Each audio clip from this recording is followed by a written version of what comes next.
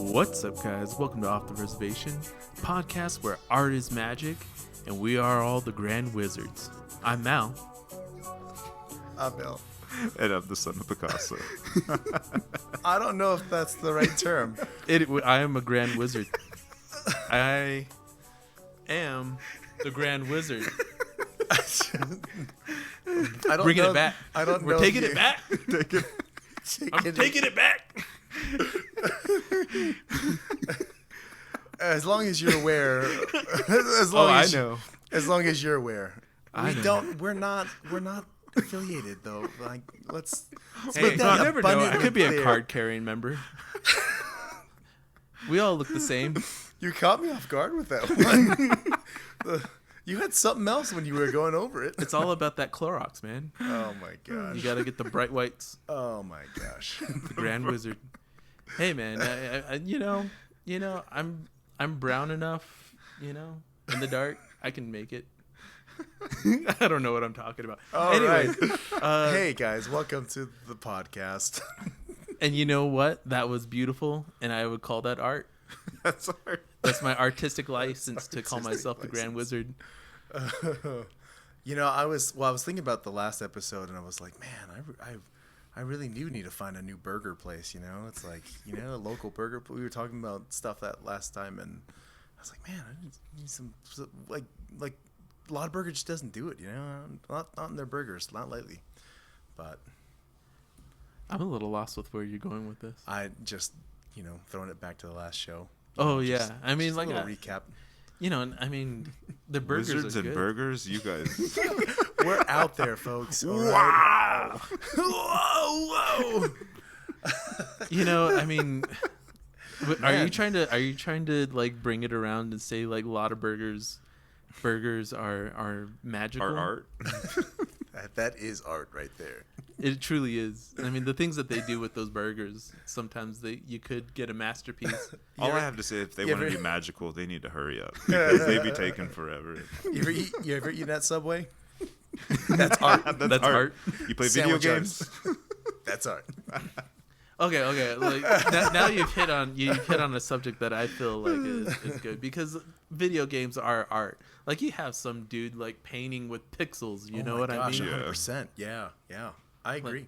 Like you see some of these video games that people have made nowadays, like the concept of like all these bushes are like the same program, but they all look different, and because of the shadowing and everything. And I'm like, See, but it's fractal art. Like, it's crazy. Without fractals, like, none of that would ever existed.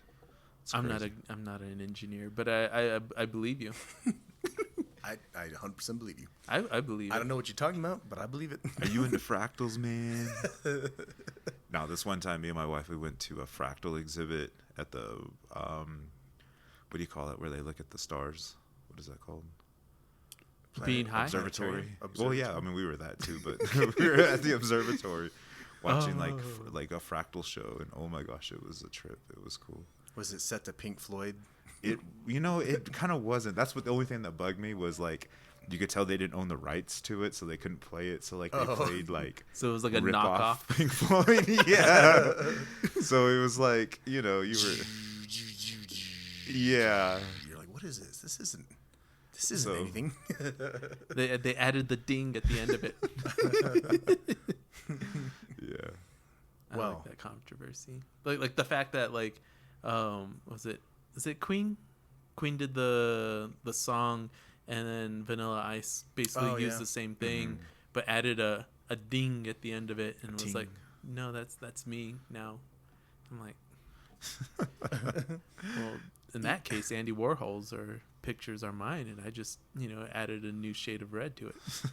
Yeah, no, he got sued for that, and he doesn't make any money from that. He doesn't? No. Oh man. I think Never mind. No. they even made a joke about it, I think, on that Adam Sandler movie, Daddy's Boy, I think is what it's called, or something. It's him and Andy Samberg, and Oh yeah. and he was like, they have Vanilla Ice in there, and he's like, no, man, I didn't. He's like, oh yeah, ice. He's like, no, don't you even start singing that. He's like, every time that gets played, I owe 10 cents or something like that. It's like a joke. I'm pretty sure he got sued though. Yeah, so. He didn't end rough. up making a whole lot of money off that song, although it still gets played and it's pretty popular with people. I don't know which people, but people. I mean, that's honestly the only song I know by Vanilla Ice. Yeah, it definitely overshadowed his Nah, career. man, there was Go Ninja, Go Ninja, Go. Come on. Nope. You don't remember that? It was Ninja Turtles 2. Oh, really? No. Yeah. Oh, like man. it was like where they like break into the club and like there's like a fight scene in the club and like you guys don't remember that? No. Oh, you guys are way too young then. Maybe. Yeah. I mean, I'd like to, I'll agree. Like the I'm hook pretty was young. like Go Ninja, Go. I feel like that's like a blot on my nerd record that Oh. I'm not as into like Ninja Turtles as I should be. Oh, you're not? No. I thought you were a big. I thought you were Turtlehead. Is that what they call their fans? And You That's- led me I into say- a joke, and I don't want to sully our podcast with that joke. So let's pivot. Pivot, segue. Cut that down. stealing for Sonny. Yeah, no. Cut Well, that, cut that. I really hope they're not anyways. like.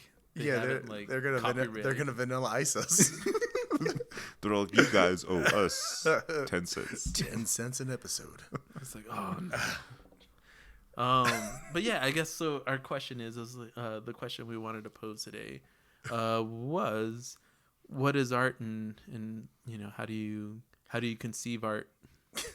Well, I don't remember it necessarily being worded in such a way. I mean, this is Okay. coming from the Grand Wizard.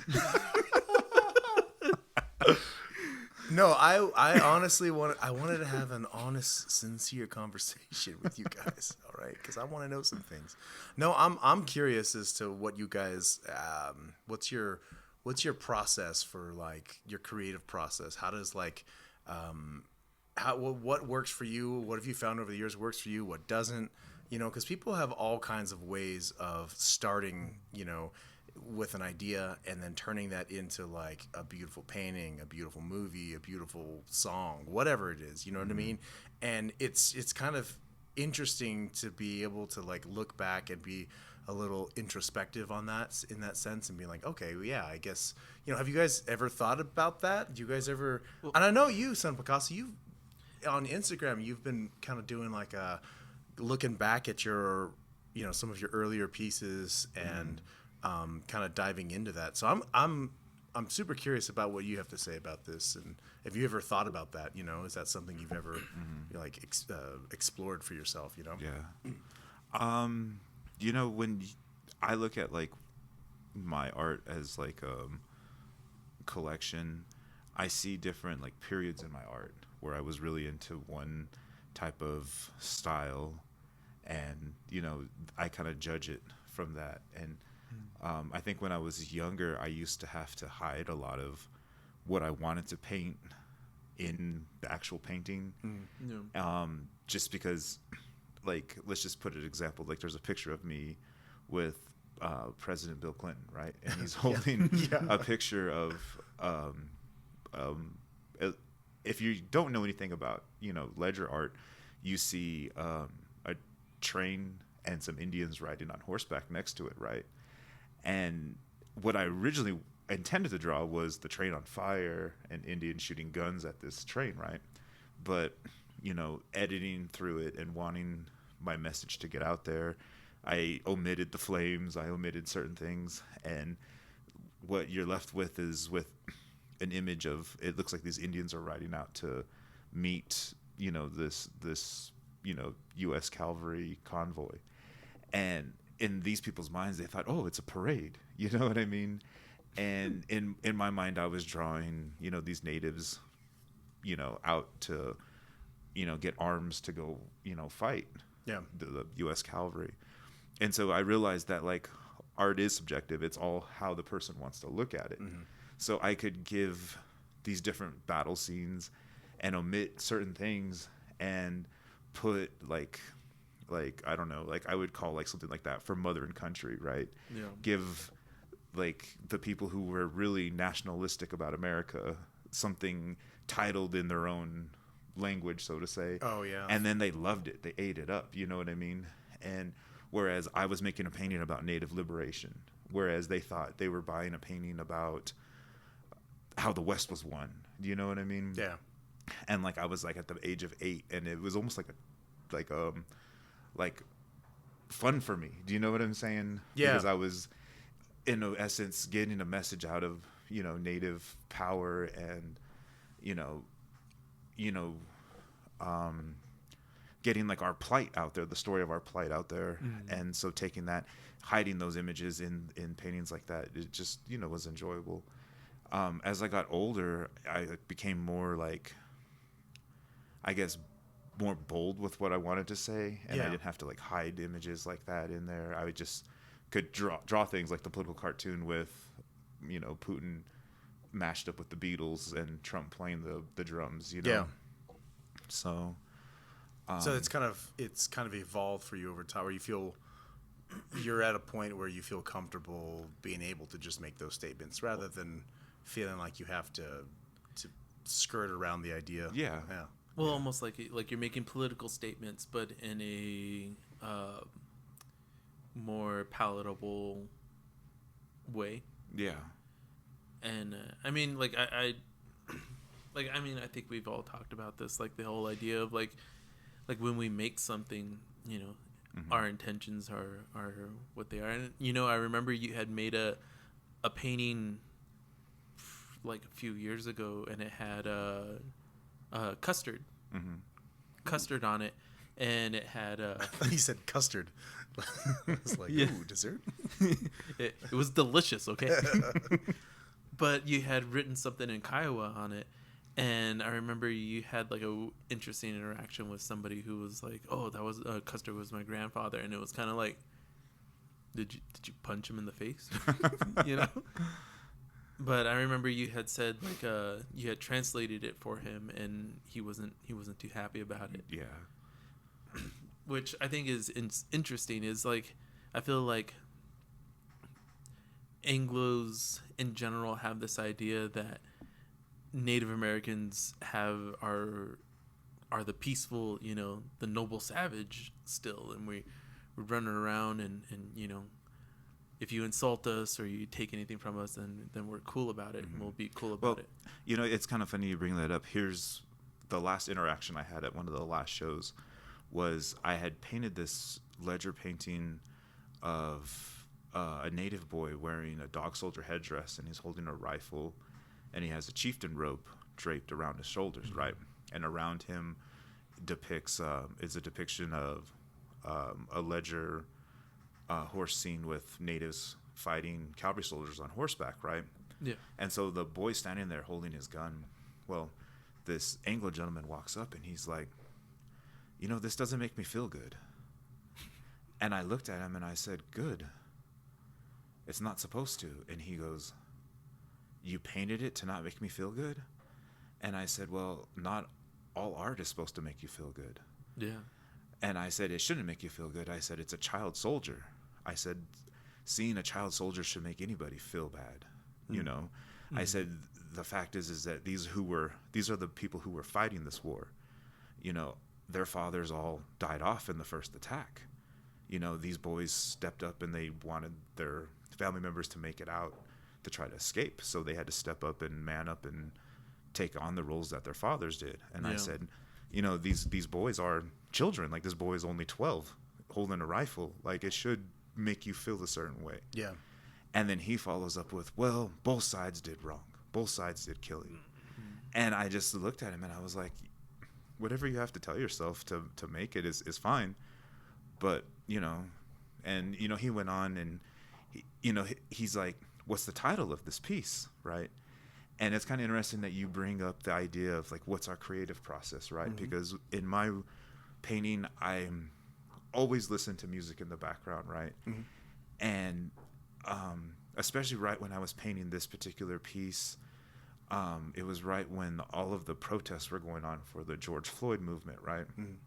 And one song that always struck out to me was the Bob Dylan song No Direction Home.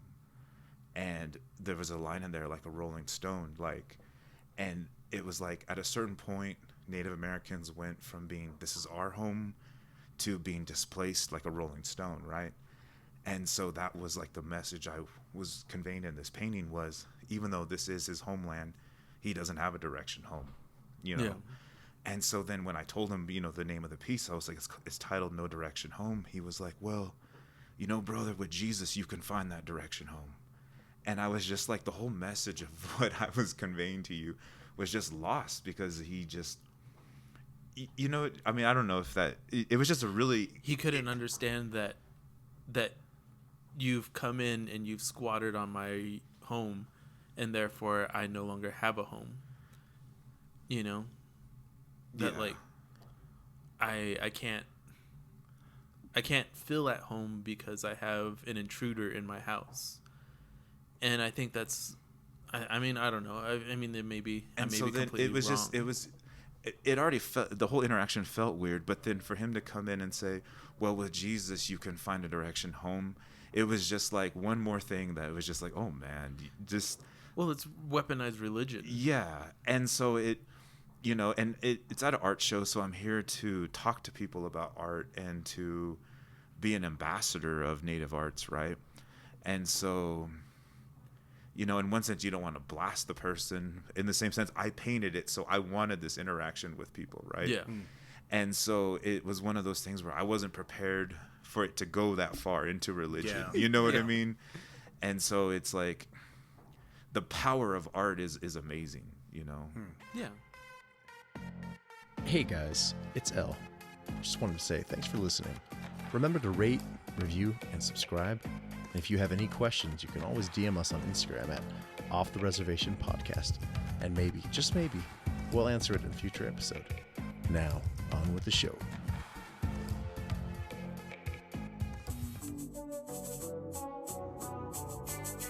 I mean, like I also talked about like my process a little bit about in our last episode, and for me, like when I make something, I mean, the okay, so like the one painting that I've done, I did it of a teepee scene that's on fire, in front of a beautiful like a mountain scene.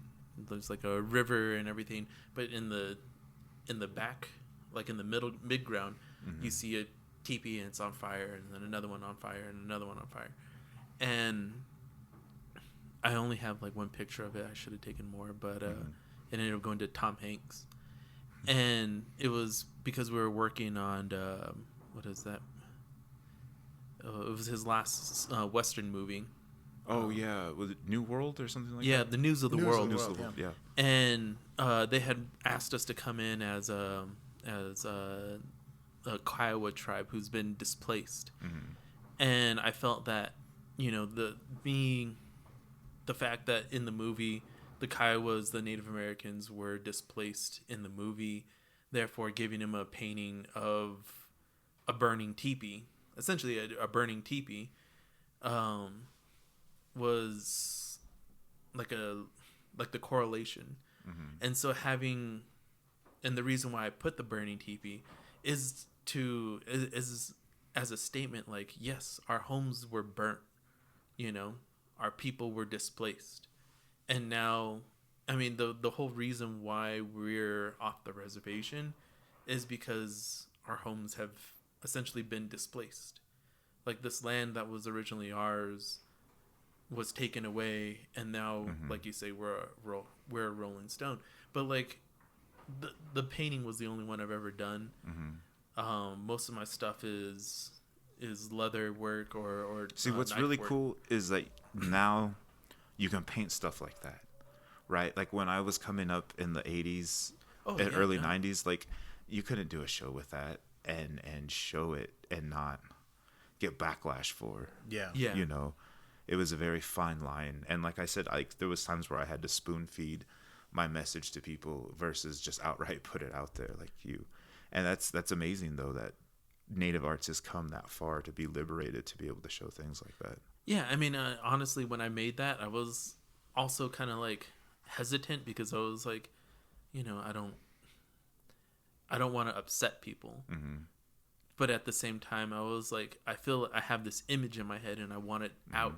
And see, like that's what this guy told me. He goes, a lot of the natives here that are painters are painting like natives in ceremony, or they're painting like a picturesque scene. But what do you think that they're in ceremony over? They're That's praying exactly for, what for liberation. Yeah. for deliverance of their homes and returning. Well, it's just like back that's to the them. idea of like rose-colored glasses, right? Yeah. People want to look back on history and be like, "Oh, those were the good times," you know. And it's like, well, good times for you, Yeah. or good times for like your people. But like the reality is, a lot of people had to die for you to be able to enjoy that, you know. To enjoy your Starbucks. A lot of children, a lot of men and women and children had to die. But I mean, like in that same realm, that's why I enjoy making like bogards. I mean, I have plans for all kinds of other stuff. And one of the things that I recently made that gets me a lot of people who are interested in my stuff. And it seems like it's a constant fight between my undiagnosed ADHD and my desire to create something, because suddenly I'll get this like overwhelming urge to make something, and then all of a sudden, you're like in the middle of it, like, oh man, like I'm jonesing to get something out, and then all of a sudden you get home and you're like, man, I'm home from work, I get to go and sit down, I'm gonna work, and then you're like, oh man, I smell bad, I need to go take a shower. See, take you a know shower, what's and then all of a crazy? sudden you're like, Is like I'm gonna go sit down. there's a lot of creative geniuses out there that happens to. They just don't have the time to like see it through, you know. What I need is to be able to stop everything that I'm doing and go and work, because that's what it is like I'll be at work typing in orders, and then all of a sudden I'll be like, you know, it'd be cool is if I got a breastplate and I ended up making like Mandalorian armor, and then I did this, and then I even see it now. I can like punch all the holes in the side, and then it'll take me about 30 minutes now, and I could go ahead and do it right now. And then I'm like, but I'm here for another 4 hours, and I got to go home and try to pull out my stuff and my supplies. See, one of our very first conversations we had, we were talking about being a yes man and feeling like a cog in the wheel. And I remember that conversation, and I was telling my wife about that. And I was telling her, I was like, if people only knew that some of my greatest paintings that I ever painted, I painted them in my head, sitting in a sweaty truck, you know, delivering stuff. You know what I mean? I imagined this painting, hauling this, doing this, out having to make a living, and then coming and remembering back, you know, in the studio what I made in my imagination and putting it out on paper, you know. And I'm like, that's when you realize that you're a real artist, where you can have those thoughts out and then come back and reiterate those. And then that itself is just like, you're like, oh shit, I spent 13 hours sweating. You know, last thing I want to do is go sit and draw or edit or film or weld or do something, right? But those, when you push past that, that's what makes you an artist, because there's a lot of other people that have those ideas, but they're like, nope, I'm done, I'm just gonna go ahead and be done for the day. And see, like that, I mean, so the thing that I made a mask, and like I've said, is like everything I made because I wanted to be a ninja or an assassin. And so like Big dreams. Yeah, like I have. Go ninja, go. Oh my gosh, you know what's funny though is like I remember being little kids, and like we like shared a room, and like we would like talk before we go to bed, and we'd be like, I think I want to grow up and be a mercenary. Yeah, I think I do too. Like talking about taking hits for money. That's funny because I don't remember that. I remember, hey, what? You're stupid. I can't say that. No, you know, you're stupid. Oh yeah? Well, you're a butt face. No, I can't say that either. Mom and Dad will hear. Shh, Mom and Dad say hear. Yeah. That was a small room. It was a really small room. It was. Kudos to you guys for not killing each other. Man, this is cooped up in such a small room with another person. Well, you remember that time I shoved a wet towel in your pillow? Oh my gosh, I do. It was your towel. You did this to yourself. Stop. I gave you plenty of warnings. See, that's the thing is like I I mean, like I barely weighed 20 pounds growing up, and you were a football player, so anytime we like fought, it was, You David knew and it was gonna Goliath. There was only one way this was going. But you were wiry. I was wiry, but I had to get smart, and I remember I got in trouble for shoving your wet towel into your pillowcase. I was like kind of just stepping aside from the sibling rivalry here. I remember, not remember, what am I talking about? That's how I start most of the conversations. And then I just derail myself and I don't know what I'm talking about. I was thinking about what you were saying though about, man, no, I really didn't. I don't know what I was going to say, guys. Does that ever happen to you where you're like, oh yeah, I've got something Every great day. to say. And then as soon as you open your mouth, you just completely forget what every was about 5 to come out. minutes. I have a problem and I have to watch myself on here because I call it like a Kanye problem, where like I'll start with like one subject and then that thought bubble takes me here, Oh here, yeah. and then He's pretty bad at that. at an hour I'm like back at the front. You know Yeah. what I'm saying? Yeah. Yeah. And like, yeah, that's my problem. Oh, like that Kanye interview. Do you remember with that old one where they were on the it was for the Hurricane Katrina, and he's there with Mike Myers, George Bush hates black people. and then it's just like everybody's just kind of like, what? And Mike Myers is just like, And then they got I think it was like Chris Tucker, and he's like, okay, so we're it's just like, oh man, where did that come from, man? That's how I agree. That's how I feel sometimes. No, I was gonna say, because you were saying about being an artist, sometimes it's like, like if you're an artist, you push through that, you know what I mean? Yeah. Because there is that, like, there's that period of like, man, I had such a great idea, I really wanted to do it, but I'm just too tired, or I don't have the time, or whatever, And I was thinking to myself, like, well, like maybe that's like a thing about being an artist is like, that if you're a dedicated artist, then you have the time for it. You know what I mean?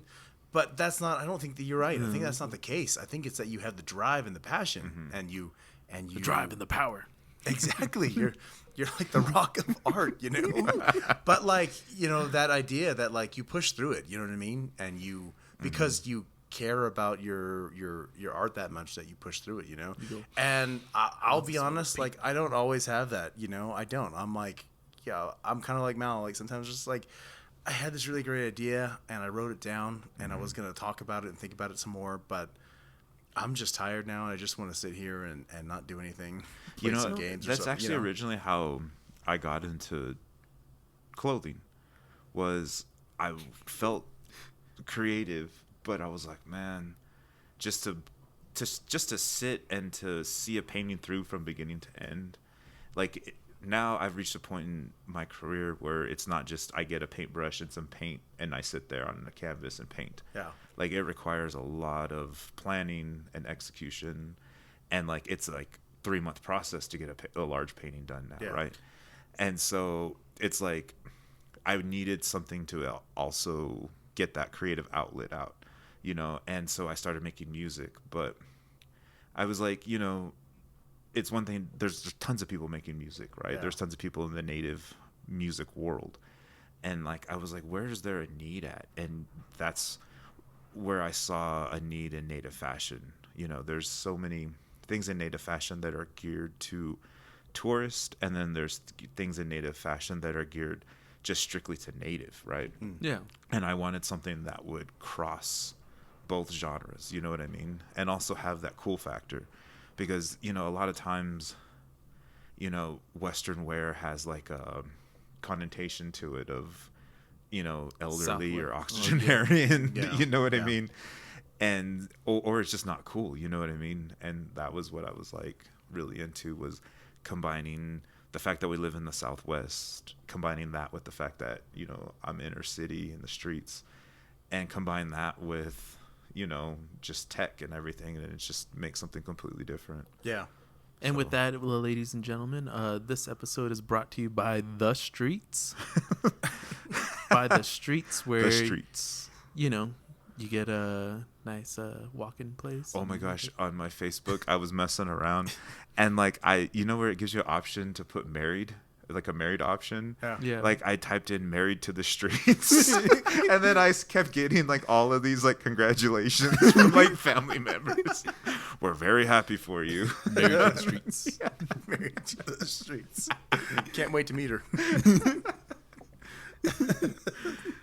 Congratulations. When did this happen? Well, for you, Elliot, you do music. I remember you came up doing music and doing like videography, I guess it would be. Well, what's your process of like coming into something like that? I think I've said this before. I've told people this before too. I'm not like, I found myself not being comfortable the person making the ideas, you know, and I've found myself in real life situations where I am like 100% through and through an operations person. Like if you give me a task and something that you like, a goal that you have, like I can help get there. Like that's my gift, is like that I can see a way to get there. I like to fix problems, you know what I mean? Yeah. And so like even in like in like my workplace, like that's who I am, you know. I'm like, someone says something's not working, I'm like, okay, well let me go figure this out. And so for me, all of my life I've struggled with having like coming up with these ideas of where I want, you know what I mean, as far as like creating the vision. Yeah. You know, for me, like that's tough. But if someone helps me along, gives me a vision, and we get an idea of what we want, then I can like, it's almost like I think too practically, you know what I mean? And so then I'm like, okay, well, I see where you're going with this. What if we did this, this, and this, and then it turns into a bigger thing, and then I'm like, I know exactly how we can do that. I know what we need. I know how to, you know, the lighting, whatever. Yeah. And so for me, like I'm that kind of person, you know. So it's like I've always worked really well when people were like, "Oh, hey, I want you to help me make this because I was wanting to do this, and then I can like kind of go off of that." But like creating stuff for my own self, or you know, my own art has always been kind of a challenge for me, and that's why I was curious, because I'm curious to hear like what other people's creative processes were, you know, because it's like, how do you start? Like you said, like it's not like when you were. You mentioned it just a second ago. It's like not like when I was younger, where it was like I would just sit down and just start painting. You know what I mean? Like, and I always wondered that, because I was always curious about how like you guys' dad did that. Like, because he would come up with some really crazy looking pieces that were just like, wow, that's awesome. Like, how do you get there? Like, what is it that, you know? And so it was kind of neat, because I actually did like a video like segments for your dad, and he kind of talked a little bit about that, and he was like, you know, a lot of it is pulled from like my experiences when I was younger, and just like living in Utah, and you know, like, you know, out in Canyonito, it's like all of these places where it's like he's seen these things, and he like, it was really neat to hear him explain it, because he was like, you know, it's like I just remember waking up in the morning and looking out and seeing the hills and the mountains, and you just like, when you go to paint something like that, it's almost like it brings you back to that moment for him, you know. And so I was like, that's really cool. I was like, but I don't have those. Like, I grew up in the city, like, you know, like I didn't wake up to like the crisp morning air of mountains. It's like I had, you know, I mean, it was, you know, it wasn't the same. So You woke up to the streets. the streets brought to you by the like, streets. I think a huge part of my creative process is I have to really look at history.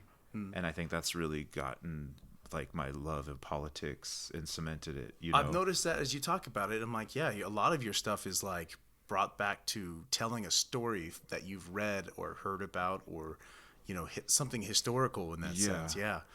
Like I thought it was cool when you were telling me about that painting that you wanted to do, right? About like this band of like child soldiers basically, but it was like, you know, they were from different tribes, and they all either lost their families or they had nowhere to go, and it was like they only had each other, you know. It's a Hollywood movie right there. Well, like, I think like it'd be something for you, like a discredit to yourself, because honestly, your ability to artistically like harness technology is the way I see it is like Superpower. like the whole idea of being able to like edit like our podcast, like all the video editing and everything. Like I could try to do that. Yeah. But it would take me like I'd actually have to read it like I was studying for like a test. Whereas like the things that you've done with like with our videos and everything, and even like our individual, like working with our father on his video and all those kinds of things, like what you did was artistic, whether or not it was like with a paintbrush or anything like that. Yeah. And no, like, I see what you're saying. I totally get that. And it's, for me, I think you're right. I think it's hard for me to like look at that and be like, oh, that's art, you know? Yeah. But like, I agree. I think you're right. I think it's definitely like, it's not everybody can do it, you know? Like, Oh yeah. but I think it's also like in that realm, I see a lot of stuff that other people do, and I'm curious of like, oh, how did they do that? Yeah. Or I think, how do they do that, and how can I do that with what I have, and not like the like Yeah. $500 computer program that I don't have. You know what I mean? Oh yeah. Like it's like, oh, how can I, how can I cheat this? You know? How can I do it and do it better? Yeah. That's a big, Because because do it the same without the funds. You know what I mean? yeah. Yeah. And I think that's like a big part of like what I do is, one, I want to make knives, but I don't have a forge. I don't have like all the knowledge of like, okay, in this chemical compound with this type of metal. But I mean, I've like picked it up from like different sources, like looking it up and just getting curious, and then having just like the idea and the willingness to try it.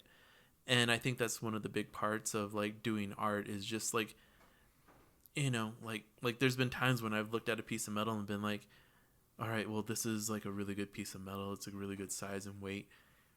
I don't want to mess it up. Maybe I'll just wait until I do this later. And then I wait and I wait and I wait and I put it off. And then eventually I have like I guess it would be like the drunk like, yeah, you hold my beer, I'll do it, and you know, that kind of a thing. I'm gonna go for it. I mean, I don't drink, but I mean, it's like that like level of confidence to be like, throw it out, let's go ahead and do it anyways. You know, we'll see if we can make it. And you know, I have like everything is inspired by the idea of like, would I be able to wear this in a fight? You know what I mean?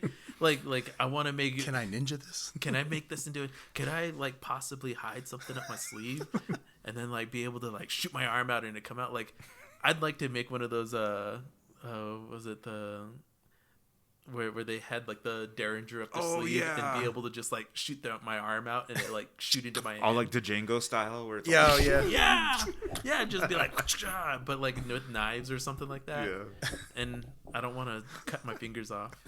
Yeah, that's. Oh, now what happened? Your old Derringer accent. I just had a wee Derringer accent, but like at the same time, like, you know, making things like that, or like you know, I made a mask. And I loved the idea of like making a mask because, you know, since the pandemic happened, everyone was wearing a mask. And, you know, I've had like issues with like my self-image and like the way I look. And so wearing a mask like gave me that level of comfort. And like anyone who's seeing it, they all like it. Everyone likes it because it's, you know, I almost made it like a Oni mask. But at the same time, I didn't want to copy an Oni mask. I wanted to make almost like a native mask, like whatever that would mean to me. And I was like, oh, I want it to look like a wolf. So I like, you know, created this whole thing, and then I wear it. And it's funny because like I go around, and after I watch Watchmen, how what's his name? The guy that wears a hood, Rorschach. He wears his mask, and he has that scene where they pull it off of him, and he's like, "Ah, my face! Yeah, give me back my face!" Yeah. Like, I had people going like, "Why are you wearing a mask?" And I'm like, "Cause it's my face, you idiot! Like, this is what I look like now. This is like, who I am now. This is who I am. I am this face. Like, and so like, I mean, you know, nobody's been like, let's rip it off of him, but at the same time, like it because I made it because it looks so individualistic, therefore people are like less likely to be like, you know, get in my face about it. And so that's why I like it. I like, you know, I've had interesting experiences wearing my bandana mask all over the place. Like, because one, I dress a certain way, right? So people like look, but then they're too afraid to say anything. You know what I mean? They're like, It's probably because they heard you were married to the streets. that's what they think. Oh, that guy's they're like, you mess with him, you mess with the streets. Yeah. Oh, I man. mean, you know, wearing a mask, you know, it helps with being the Grand Wizard. We're gonna get like we're gonna have the record for the amount of times that That I've claimed to be the real the Grand that Wizard. the term has been used in a podcast. Yeah, I'm sure. Call Guinness, man. Let's get that. That get Grand this- Wizard nomination. I'm running Again, for Grand we're not Wizard. affiliate, folks. We're just What? I want to be Gandalf, man. see, it's just a mix up of words. Gandalf robe I'm gonna wear my Gandalf robe, my hood, everything. and staff. I'm running for Grand Wizard. I'm gonna make some changes. Oh wait, this isn't about Lord of the Rings. This isn't a Lord of the Rings club. What? Do I get the staff at least? Hey man, it was good talking to you guys. Thanks for sharing your creative processes. And I thought that was What art means to me. Yeah, we never did answer the question of what is art. But you know, that might be a question that's More like who is art? yeah, it might be over It's my Art head. Vandelay. I know a guy named Art. He owes me $50. Ooh, that Arthur. Nice. Cool. Hey guys, we are excited. We are excited looking ahead to the future. We're gonna have some cool changes in the next few months. So Yeah, we're at what, episode 16, yeah, we're gonna cut off our first season at episode 20, 20. and then we're gonna kick back in with season 2. Yeah, so if you guys have anyone interested that you think would be interested in or are interested on them being on our podcast, you know, contact them, let them know that we are looking for them. Yeah, we're gonna have a lot more guests, guys. We're excited. We're really excited, and so yeah, look forward to that. But you got us for another few episodes, so Yeah. and we're gonna just keep on keeping on. Yeah. Right on. All right, man. All right, Hey, Grand Wizard signing off. I'm still not about it. Nobody's gonna. That My was the wife wrong is gonna button. be so upset. Jingle and the babe. Oh man, have a good week, guys. We'll see you.